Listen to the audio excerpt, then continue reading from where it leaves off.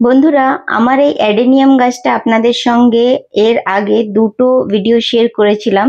প্রথম ভিডিওতে আমরা এই গাছটাকে একটা বনসাই লুক কিভাবে করতে হয় বা প্রতিস্থাপন কিভাবে করতে হয় সেই জিনিসটা আমরা করেছিলাম ওই ভিডিওতে, ফার্স্ট ভিডিওতে। আর সেকেন্ড ভিডিওতে আমরা এই গাছটা একটু নিউট্রিশনস দিয়েছিলাম। আর গাছের গ্রোথ দেখুন আপনারা, মানে গাছের পাতাগুলো দেখে নিন, গাছের ফুল পাতার থেকেও বেশি। তো আপনারা যদি ওই দুটো ভিডিও না দেখে থাকেন তাহলে অবশ্যই দেখে নিন। যদি আপনাদের অ্যাডেনিয়াম গাছে ফুল আসছে না, আমি লিংক এখানে নিচেই দেওয়া আছে, আপনারা দেখতেই পাবেন। আর একটা জিনিস বলে দিচ্ছি, আজকে এই এই অ্যাডেনিয়াম গাছটা নিয়ে কোনো আলোচনাই আমি করছি না। আজকে মেইন টপিকস হলো, আপনারা থাম্বনেল দেখেও বুঝে গেছেন হবে, আমি যখন এই গাছটার ডালগুলোকে কেটেছিলাম তখন কিন্তু আমি ডাল থেকে চারাও তৈরি করেছিলাম। আর তার ভিডিও আপনাদের সঙ্গে শেয়ার করেছিলাম, আর খুব ভালোভাবে সাকসেসও হয়েছিল তখন। কিন্তু অনেক বেশি হাই টেম্পারেচারের জন্য একটা যে ডাল সেটা খারাপও হয়ে গেছে, কিন্তু তিনটে ডালের খুব ভালো গ্রোথ আছে।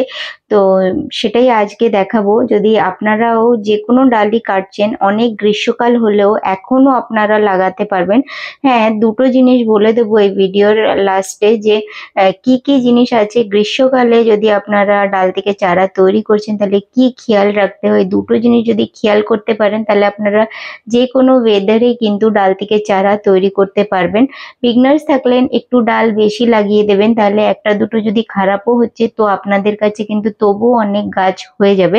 তো এখানে দেখুন তিনটে চারা পুরো ভালোভাবে রেডি, এই গাছ থেকেই কিন্তু আমি ডালটা কেটে করেছিলাম।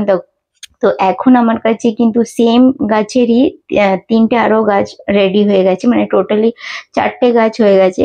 তো চলুন দেখে নিন যে আজকে আমরা এই গাছগুলো যেগুলো ডাল থেকে চারা তৈরি করেছি, এটা 55 দিনের, মানে 7 মার্চে আমি এর ডালগুলো কাটার ভিডিও দেখিয়েছিলাম, আর সেই ডালগুলোই আমি সেদিনই বসিয়ে দিয়েছিলাম। তো আজকে এই গাছগুলো যেহেতু নতুন চারা গাছ, 55 দিনের, তো কোনো নিউট্রিশনস এখনো পর্যন্ত দিইনি, কারণ 1 মাস পরের গ্রোথটা একটু দেখা গেছিল, তখন আপনাদের সঙ্গে ভিডিও দিয়েছিলাম। আর যতক্ষণ একটা গাছের প্রপার একটু গ্রোথ না দেখা যায় আমি কোনো নিউট্রিশনস দেইও না, কারণ অনেক সময় সার দিলে আমাদের গাছ নিতে পারবে কিনা। তো দেখুন এই চারা গাছগুলো কি সুন্দরভাবে মানে বেড়ে উঠেছে পাতাগুলো। আর একটা যে ডালটা খারাপ হয়েছে ওটা ফাঙ্গাস লেগে গিয়েছিল, পুরো একদম নরম হয়ে গেছে ডালটা। তো এটাকেও আপনাদেরকে দেখিয়েই বার করে দিচ্ছি যাতে আপনারাও বুঝতে পারবেন যে আমারও অনেক ডাল কিন্তু খারাপ হয় অনেক সময় গ্রীষ্মকালের সময়। তো কোনো ব্যাপার না, যেহেতু তিনটে আরো নতুন চারা গাছ রেডি হয়েছে। আজকে আপনাদের 55 দিনের যেহেতু গাছ, শেকড় বার করে দেখানো যেত, কিন্তু যেহেতু অনেক বেশি হাই টেম্পারেচার, তো আমি একটুও রিস্ক নিতে পারছি না, কারণ এই সময় যদি এই শেকড়গুলোকে বার করে আবার লাগাতে যাব না তাহলে এই গাছ সার্ভাইভ করবে না। একটু বর্ষা বা একটু টেম্পারেচার ডাউন হলে সেই জিনিসগুলো আমি করে আবার আপনাদেরকে দেখিয়ে দেবো, কিন্তু এখন রিস্কটা নেওয়া যাচ্ছে না যে তিনটে তিনটে গাছ নাহলে মারা যাবে।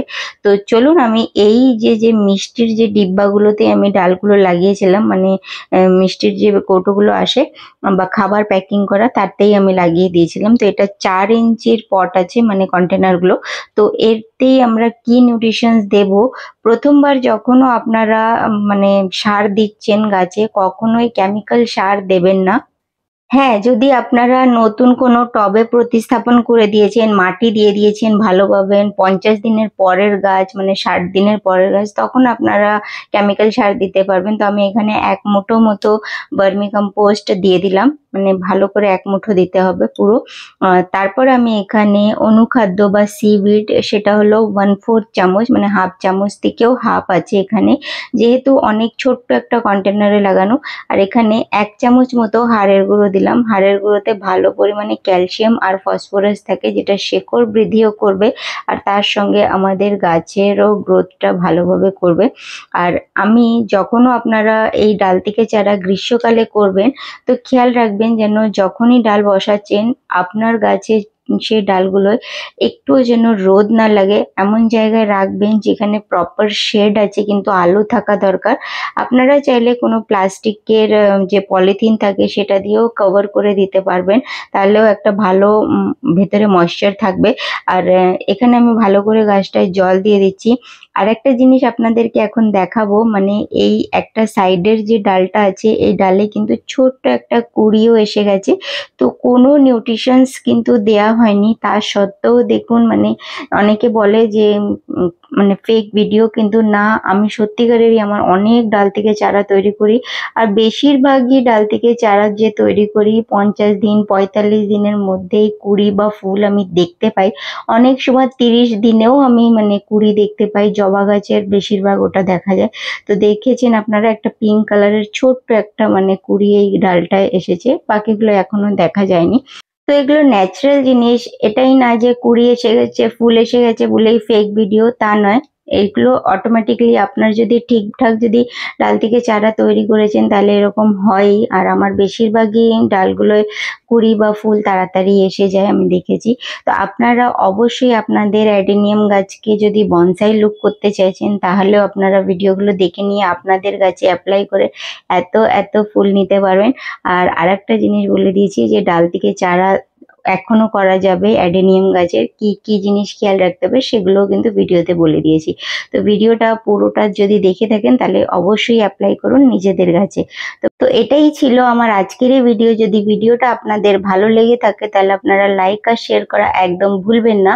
আর যদি আপনারা আমার চ্যানেলে নতুন ভিজিট করছেন তাহলে চ্যানেলটাকে সাবস্ক্রাইব করে বেল আইকনটাকেও টিপে দিন, তাহলে আপনারা আমার এই ধরনের ভিডিও সবার আগে দেখতে পাবেন। আর ভিডিওটা দেখার জন্য ধন্যবাদ।